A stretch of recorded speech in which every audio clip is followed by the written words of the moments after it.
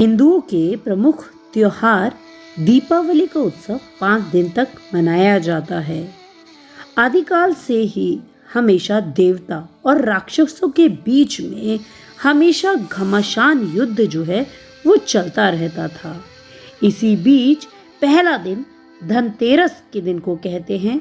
यहाँ पर देवताओं में और राक्षसों के बीच में युद्ध के बाद समुद्र मंथन में भगवान धन्वंतरी अमृत कलश के साथ प्रकट हुए थे और उनके साथ आभूषण व बहुमूल्य रत्न भी समुद्र मंथन से प्राप्त हुए थे।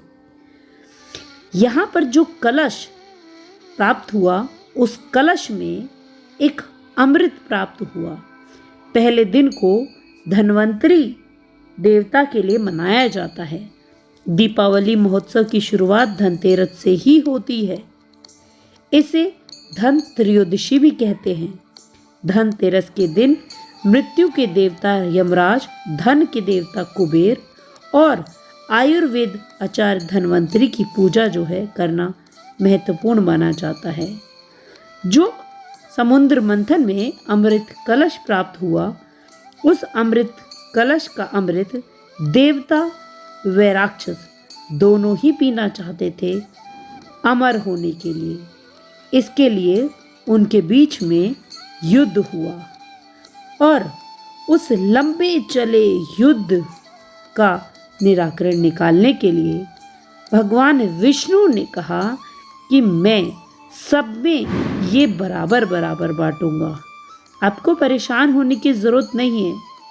परंतु भगवान श्री कृष्ण के रूप में, एक छलिया के रूप में उन्होंने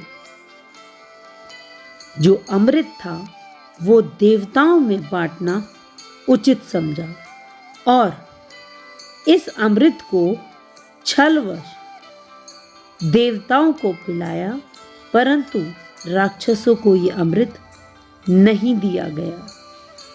इससे राक्षस प्रजाति रुष्ट हुई।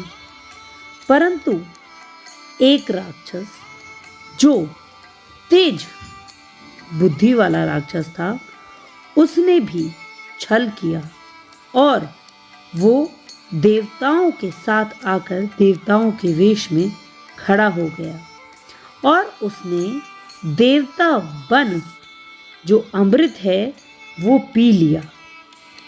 उसके अमृत पीते ही वो खुश हो गया और उसे लगा कि वो अब अमर हो जाएगा। भगवान विष्णु ने साक्षात अवतार लेकर उसका सुदर्शन चक्र से वध कर दिया। इसी उपलक्ष्य में हम धनतेरस मनाते हैं। अगला दिन होता है दूसरा दिन, जिसे हम कहते हैं नरक चतुर्दशी, जिसे रूप चौदस या काली चौदस भी कहते हैं। इसी दिन नरकासुर का वध कर भगवान श्री कृष्ण ने 16,100 कन्याओं को नरकासुर के बंदीगृह से मुक्त कर उससे सम्मान प्राप्त किया था। इस उपलक्ष्य में दियों की बारात सजाई जाती है और इस दिन को मनाया जाता है।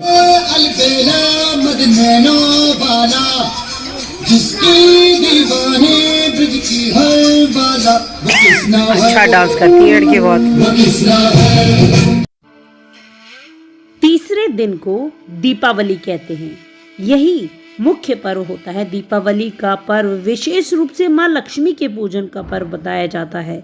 कार्तिक माह की अमावस्या को समुद्र मंथन में माँ लक्ष्मी जी भी प्रकट हुई, जिन्होंने धन, वैभव, ऐश्वर्य और सुख समृद्धि जो है वो सब देवताओं को दी। माँ लक्ष्मी जी के स्वागत के लिए दीप जलाए जाते हैं। इसके साथ साथ इसी दिन भगवान रामचंद्र जी ना माता सीता और भाई लक्ष्मण के साथ 14 वर्षों के वनवास समाप्त कर घर लौटे थे। श्री भगवान राम के स्वागत हेतु अयोध्या वासियों ने घर घर पर दीप जलाए थे और नगर भर को आभायुक्त कर दिया था। तभी से इस दिन दीप जलाने की परंपरा है।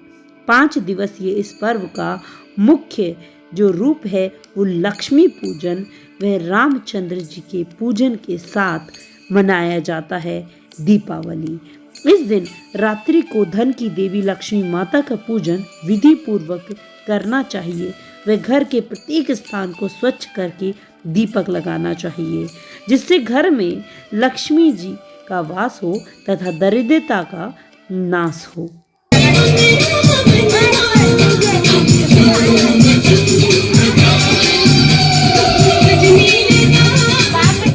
चौथे दिन अन्नकूट या गोवर्धन पूजा होती है। इस दिन मान्यता है कि त्रेता युग में जब इंद्रदेव ने गोकुल वासियों से नाराज होकर मूसलाधार बारिश शुरू कर दी थी, चारों तरफ गोकुल में त्राही त्राही थी। सभी पशु पक्षी जीव जंतु पानी में डूब रहे थे। उस वक्त मूसलाधार बारिश से प्रार्थना करते हुए सभी भगवान श्री कृष्ण को याद कर रहे थे।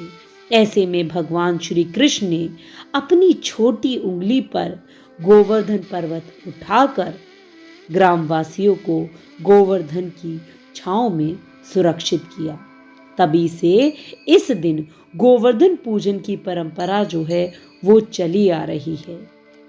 इस दिन को खासकर इस दिन घर में पालतू बैल गाय बकरी आदि को अच्छे से स्नान कराकर उनको सजाया जाता है और फिर इस दिन घर में आंगन में गोबर से गोवर्धन बनाए जाते हैं और उनके पूजन कर पकवान आदि कर अर्पित किए जाते हैं। पांचवा दिन, इस दिन भाई दूज या यम द्वितीया कहते हैं। इस दिन को लेकर मान्यता है कि यमराज अपनी बहन यमुना के बुलावे पर उनके घर जाने से मना करते थे, क्योंकि यमराज जो हैं वो मृत्यु के सूचक हैं। ऐसे में यमुना के बार बार बुलाने पर वो यमुना के घर बड़े प्रेम पूर्वक गए, भोजन किया और बहन ने भाई का तिलक किया। तिलक कर उसे प्यार से भोजन कराया और भाई की लंबी उम्र की कामना की। ऐसे में भगवान ने उन्हें वचन दिया कि इस दिन हर साल जो बहन अपने घर अपने भाई को बुलाएगी, भोजन कराएगी, तिलक करेगी, साथ ही जो बहन इस दिन अपने भाई को आमंत्रित करके स्नेह प्यार देगी, तो मैं उसकी लंबी उम्र कर दूंगा। तभी से भाई दूज मनाने की परंपरा है।